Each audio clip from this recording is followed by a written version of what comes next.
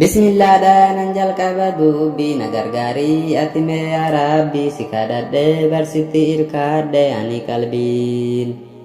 si kadhate namni wamaan taa'u sitti irkate kan boruu milkaa'u nu taasisi warra jannataa san nama ta'u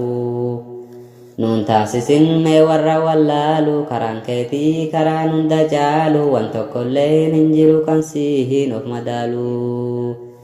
galanni kee tarraa boruu taatu nam tokkollee hin jiru kan sihin wal fakkaatu salaamtaa koos waa hin irraanfanne assalaamu alaikum musliimoonni yaa ikwaanii karaa caalii karaa waa hundaadha karaa keetuu caalaa waa hundaadha nu qabsiisi itti si kadhanne rabbii guddaa muslimummaan karaa hunda caalu diddaa malee eenyu hin wallaalu tokko taa'ee osoo carraaqaatu tokko laalu osoo tokko rabbi isaa kadhaatu tokko taa'ee isa san hamaatu itti dhiisaa akki sunnuun baasu muslimummaan karaa diinii itti wal kakaasu